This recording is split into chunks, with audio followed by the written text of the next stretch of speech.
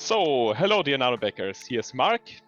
And Max from Woodpecker Games, and welcome to a new update to our campaign from Nanolive.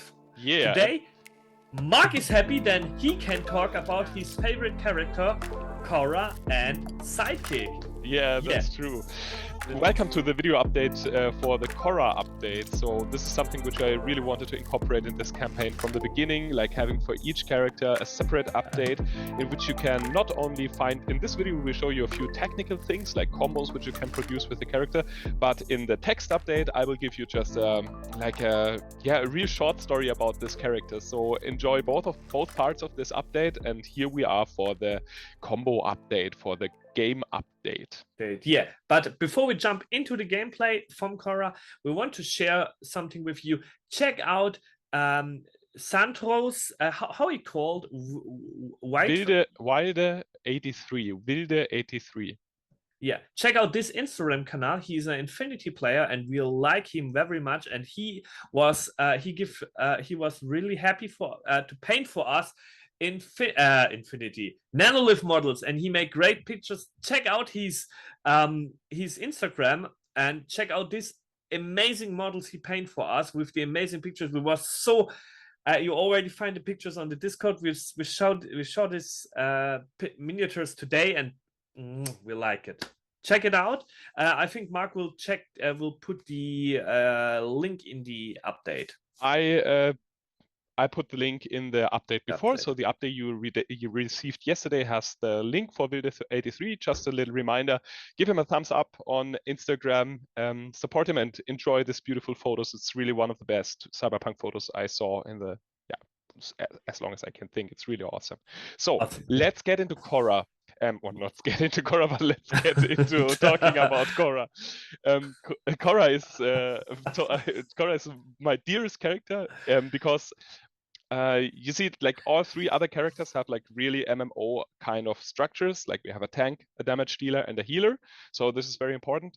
And normally you would have in a normal MMO, you would have, for example, another damage dealer or two more damage dealers. This is like quite normal, like 5 people, tank, healer, and 3 damage dealers. But in our game, I wanted to have something very asymmetrical and something special. One character which is like something which really stands out, works in a very different way than the other characters, and this very different character is Cora. She's kind of a summoner because she can like bring Sidekick on the table, and Sidekick himself also like summons or gets the programs from the enemies. This is an idea which we like literally stole from a very good JRPG which we both enjoy very much. We talk a lot. There was a time we talk a lot of Final Fantasy VIII, at least 8, Final Fantasy VIII, and how the drawing of magic works in this game. And Mark and I, we like that mechanic, and we speak full of love of this mechanic. And then we come to the idea, let's make that happen in Nanolive. Yeah, it would be really cool to have this kind of magic drafting or magic drawing from enemies. And so we decided that the enemies have like nano programs which we can download and load into the robot, and the robot can like get a very versatile instrument for Cora. This is the one side of Cora, like having this robot and like playing with these programs.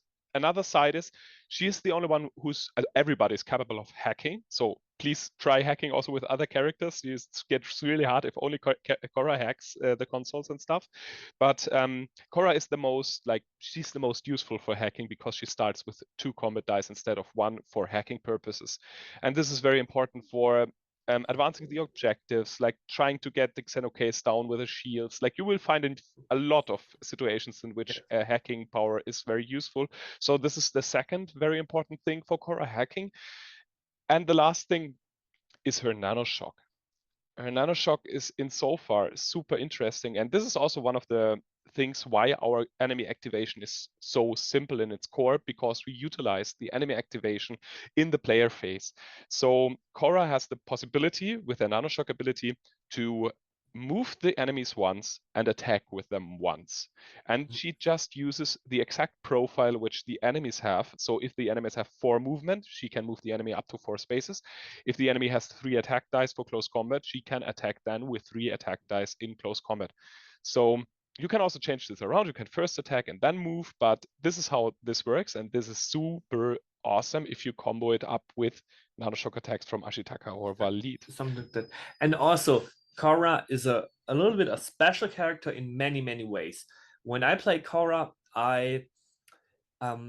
it takes time to realize how much you can do with her, because each scenario have different programs, each scenario have different objectives to fulfill, and you can always decide with Cora what role you will play. You will play a little bit more offensive and take more damage, or you will play a defensive, stun the enemies, make paralyze effects and something like that. Oh yeah, this program is also super awesome. And the point is, you have your collection of skills with Cora, and additional to that, you have all these nano programs, and that nano programs give you each scenario a different way to play. And it's really fun to explore the different styles of playing with Cora and Sidekick. Yeah. Yes. So let's dive right into it. We prepared something from Tabletop Simulator for you. So press the button, my friend. Here we are. And share the screen. So here we are inside the Tabletop Simulator. And now you can see, like, I prepared a situation for you which could also occur like in the first encounter. We just show you the first encounter because this is what most people know at this moment. And this is something which could happen, for example, in the third round, like people have already moved. We did like get rid of most of the block tokens in this area. So let's say there's just here, there, something left. And yeah, now we have the situation that, let's say it's Cora's turn, and Ashitaka still hasn't activated yet. So we will show you one of the first and most important interactions which Cora can do. She can prepare the nanoshock attacks for Valid and Ashitaka very well. I mean, there's much more combinations which you can like discover, but we just want to give you a little introduction to this kind of combos which we built into the game. So let's say it's Cora's turn. She's got the nanoshock marker already here. And as soon as we take it off, we can now, with Mind Hack, choose up to 3 standard enemies in line of sight in range 6 and activate them. And activate them to move and attack a legal target of your choice, or attack first, then move. And the enemy's special abilities are ignored for the duration of this activation. So 3 standard enemies, line of sight, range 6. Let's see. And this is a point how we talk in the beginning of the video. Now a tactical talk can happen. Yeah. Because when Ashitaka is already maybe on the next turn, he can decide to move the characters in a line for Ashitaka, that he can make his nanoshock rush and attack all of them. But I think, Mark, you can show us that. Yeah. So Cora standing here, line of sight, range 6. I mean, I could almost like manipulate anybody on this board but this guy. So this one is out of my line of sight because we have this red lines here. So I can't see him. He is inside this wall. But all the others, this one, that one, this one, those 3 are really designated targets for my nanoshock ability. So I just start with number 3. He just walks 1, 2, 3. He's got a movement of 4. We can see this on the enemy card. You see there, like it's a close combat enemy. He's got 4 movement, A1 range, 3 attack dice. So we can move him up to 4 spaces. So I just moved him 3, which is fine. So let's just start with this guy. He moved now, and we want to attack number 2. So we roll a few dice. Where do we have them? Here. We just take those 3 dice. We attack number 2, which has a defense value of 5 against. Oh, and you see, like, he's got a defense value of 5 against close combat attacks, so we just kill him off immediately. So let's take this guy from the board. Then we have still 2 activations left. Let's just take number 4. He moves 1, 2, 3, 4 over here. And then he attacks number 6 on Ashitaka space. So let's see. 554, so 2 damage for number 6. And then we have the last activation, and I will just take this security droid over here and let him move 1, 2, 3, 4, just on this space, and he will shoot on number 5, who is standing directly here. This enemy has 4 combat dice, and it's a ranged attack, so we are hitting on 6s. Those are 2 hits, and we ignore the special ability, so we are not allowed to re-roll this 2, because normally the security droid would re-roll it, but when we activate with Cora, we ignore the special abilities of the enemies during this activation. So we do 2 damage on number 5. So, but this was our nanoshock attack. But this is not all. If we say, let's just pretend this was Cora's turn, she did a lot of stuff before, we then say, okay, who wants to be next? And the Ashitaka player screams, me, I want to do this. Yeah, I would to do. Yeah, but we can show we can show other things. Maybe the you can draw you can spawn sidekick. Yeah, I will do this afterwards. So let's just show this combo first. This combo. Okay, so yeah, then it's like that. Oh, I already anybody see my gameplay, my player board? Yeah, here's your playboard. Yeah, exactly. Here's my player board, and then can I say, oh, but that's very fortunate. Yeah, perfect. Where I have this nanoshock, and then Ashitaka can make his nanoshock, and his nanoshock, you can put in the card mark. Yeah. Then you see you can move up to 6 squares. Forward in a straight line, and he attacks all enemies in each square that is part of this movement. And the enemies use their nanoshock defense value against this attack. And for the duration of this attack, ignore all enemy special abilities. The weapon must be equipped to use this action. Yeah, and then you see 1, 2, 3, 4, 5, 6. So I can move in this line, and it's like it's a samurai crushing to the enemies and make destruction. So and we won't. We're not like rolling now all the dice, but you can imagine that all those guys get like really hit hard. No, that's not. It works like that. Exactly. So Cora, just to say, so this is one typical combination. Like Cora prepares the way for the samurai to get his rush through this. Something else which also works quite nice is like when you place all of those people then on one space, yeah, so that you have like a really crowded space full of, for example, mutants, and Valid shoots his nanoshock attack, which hits all people on one space. All enemies on one space, and then you can get the most out of the nanoshock attacks from those and it's characters. Shows an enemy on square and on the encounter map, and you don't need line of sight for that. That's really awesome. Yeah, and it's you see, there are many ways how the nanoshock attacks work together with other nanoshock attacks. So talking about the what you do is a must in this game.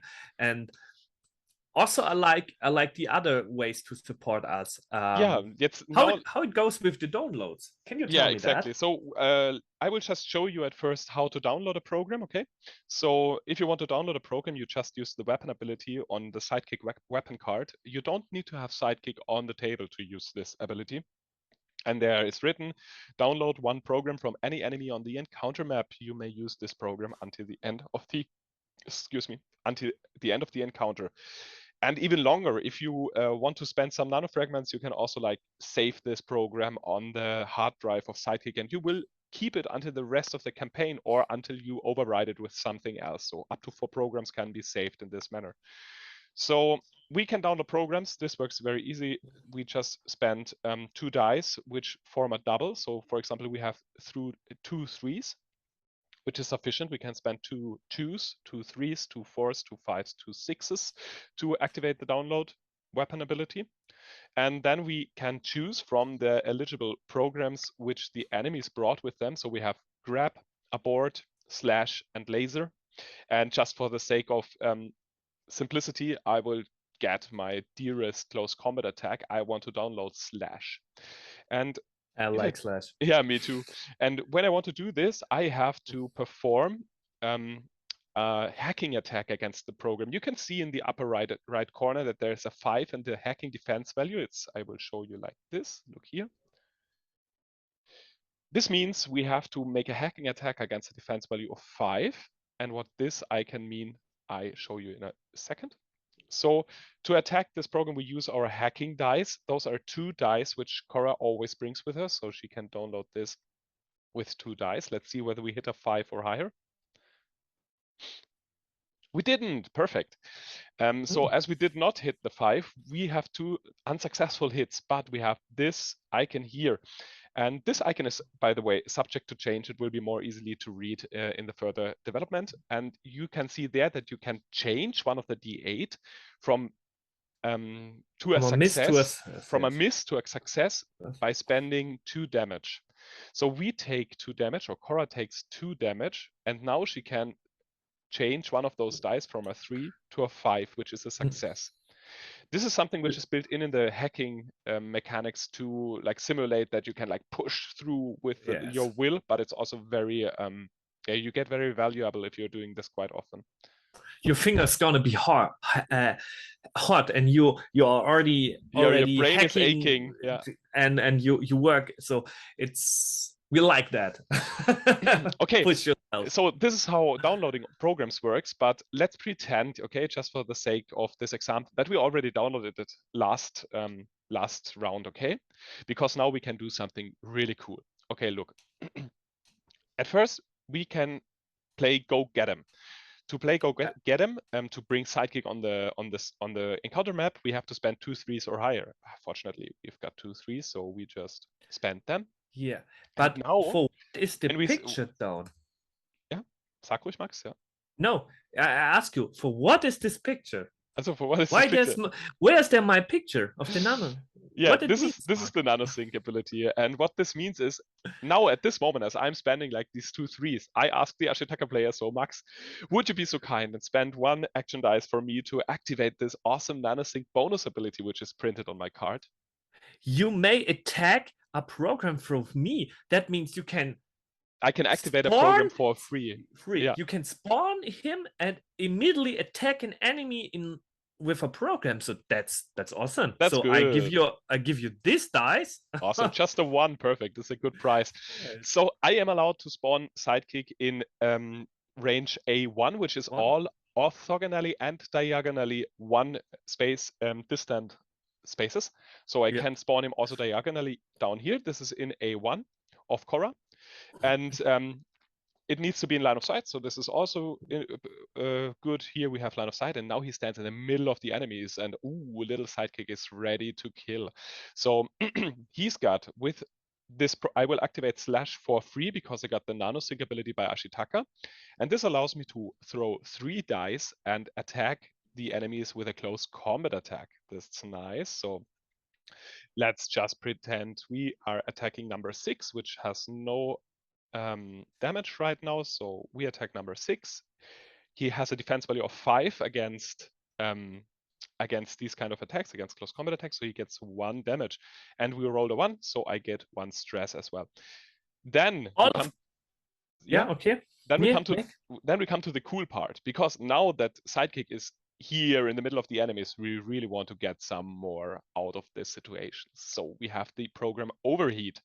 And this program needs to be activated with 3 dice, which form a row. A 2, 3, 4 is printed on the Overheat card. I luckily have already manipulated my dice to have a 3, 4, and 5, so I just do this 3. Nanoshock! Oops. And the 5. And we have to place a reinforcement token because I spent my last time. And now I've got the possibility. Sidekick takes 2 damage. Yeah, that's important to let's not forget this. But it's not so bad. He's got 6 health points, so everything's fine. And now he may activate up to 4 already downloaded programs. This may also be the same programs, so we can do slash 4 times in a row. I will not throw all the dice which are now to be thrown, but I can tell you he will have a really big like party going on with all these enemy around him. And the best thing is, after Sidekick has activated, I will just get rid of this thing, and then I will place all the enemies in such a way that Ashitaka or Valid can give the rest to them after Sidekick has already like scratched on the surface or even eliminated a few of those. So you really have a killing panda in this version. Yeah, but that's how Sidekick work. Can you say with, I don't know, 5 or 6 words how Cora will deployed in the future with with more skill cards. Oh What kind yeah. of way she go? Can you talk a little bit about that? Yeah, I mean, this is also quite a very funny and engaging part of our game to get the new skill cards, and I don't want you to spoil too much, but there is a few things which you should know. At first, Cora always plays in a way which is she does not need to be played so offensively as we showed you right now. Yeah, so Sidekick can like crash everybody in around him, but we have a skill card which, for example, is called Disappear. And this is a really cool skill because you can really like make Cora invisible, so she can't be targeted anymore. Sounds super mighty, and it indeed is. Yeah, it's just a question of how long you can prolong this card, how long you can stay invisible. But this is very good to sneak through hordes of enemies to the objectives and do whatever the mission is required to be done. This is, for example, one thing, Disappear. And then we have also the Paralyze abilities, which are you can just lay down the enemies and they won't do anything else during the activation than standing up. So you really stun them very effectively. Cora will also get a very good ability to do this. And yeah, there is more stuff to come, but I don't want to spoil too much. So Yeah, it's a very, very versatile character. Yes, I have a last thing to talk about. A lot of players forget that, and a lot of people say not a lot of people, but sometimes people say, yeah, there's a lot of reinforcement points. They come in a lot of enemies, but take a look to all this program. She's the only one that have the skill with her board. She can manipulate that the reinforcement points. So if you see things gonna be crazy, you can a little bit jump into it and cut the reinforcement point points for the game. So she can. It's when I talk about that, it's really cool what you can do. Yeah. So, imagine Sidekick becomes with this program as a Störsender, as a repeater, something. Yeah, a disruptor repeater or something. Repeater. This program is very good if you are up to, like, for example, activate with your nanoshock ability quite a bunch of enemies, because whenever you roll once with enemies, they will get a reinforcement point into the reinforcement pool, and this can get like quite harsh quite easily and very fast. So if you plan to use your nanoshock ability once or even twice in one round, it really makes sense to have a board activated and Sidekick in a situation where he can really stop all those enemies, so up to 6 enemies which will activate and attack, from rolling for putting one reinforcement points in the reinforcement pool whenever they roll a 1. They won't put those reinforcement tokens into the reinforcement pool if you have a board up and running. So think about and plan for Sidekick being in the right position even before the enemy turn. If you're expecting that a lot of enemies are coming to Ashitaka, for example, and are attacking him, the most dangerous thing about the situation is not Ashitaka getting too many damage, but the most dangerous thing is about getting a lot of reinforcement tokens into the reinforcement pool. And if you position Sidekick in a way that he's not going to be attacked but has a board running, for example, like this, how Max is doing it now, you can really stop the enemies from putting too many reinforcement tokens into the pool. So this is also a small hint. And we didn't talk alone about the paralyzes, about grab, where you can give the paralysis effect to enemies. If you combine this with overheat, you can paralyze up to 4 enemies, which is really a bunch of enemies. So Cora is super effective in hindering enemies, and yeah, but you have to decide how you will play her. Yeah, but it's also very costly, and you only can do one thing. And so let's get out of the screen sharing, and let's talk a bit more general about Cora still. You will see in just the last few words to Cora, Max, if you're up to it, you will see in the short story a little insight in her life in the sector beta where she did live. We want to keep it vague because there's a lot of stuff like for you up to be experienced in the 3rd chapter of our game, which is the Cora chapter. So we don't want to spoil you too much. but you will have with Cora, you will really see this kind of like living Asian cyberpunky sci-fi city, like living around her. It's a really cool story arc because it's not horror, it's not too much on the technological science fiction side of things. It's more like a really in-depth atmospherical cyberpunk living city. Yeah. And yeah, before you ask why Cora lives in the Fuji Market and not Ashitaka, the Fuji Market is a huge place controlled by the 7 syndicates, and that giving the perfect ground to make stuff I don't want to play about. Yeah, and to stay in the shadows. Let's say it like this. It's a very you can do a lot of illegal activities in this area because Babel cannot has not so much power over this area of the city. So, but I think there's a guy, maybe he's better, not better, dangerous is like Babel. Yeah, perhaps he's even more dangerous than Babel. You will see. Okay. We'll see. So I hope you enjoyed this little mechanical video update about Cora. If you have any questions, just comment below. We are really glad to talk about the characters. Yes. But you also have now the short story, which I prepared for you. And so immerse yourself into Cora and in the story which Cora is providing. And we wish you a really nice weekend. Nice. And looking forward for the 3rd week of our Kickstarter. There's so much more stuff to come. It's just beautiful. Yeah. And before you ask, I will prepare something about the Xenu Duet and the Arena mode, and I will share it with you soonly. But for this, I would now want to say, like Mark say, happy weekend and let's play games. Yeah. What do you play this weekend? I did play other fields. Actually.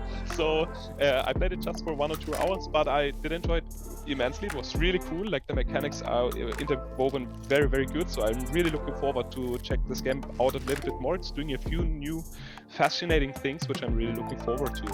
And then there's a last little thing in the upcoming week. We will have like not 1 interview, but 3 interviews. Yes. We asked as well Catherine Boyles, our layouter, to whether she's up to get an interview with us, and she is. She's really looking forward to this. So we will record this on Monday. Augustin Graham Nakamura is giving us an interview on Monday, so we will also record this, and you will see it in the course of the next week. And then very special, Douglas Duarte, the guy who did most of the anime illustrations, all the map illustrations, and the lobby illustration, told me that he also wants to join an interview, but he's only speaking Portuguese. So we are inviting as well a friend who will like translate on the fly our interview with him. This will be really funny and exciting for us. Awesome. And it will actually be the first occasion on which we also meet Douglas Duarte in real, in a video meeting, because we're always riding with him. And so, yeah, stay tuned. It will be a really cool week next week, and we wish you a beautiful weekend.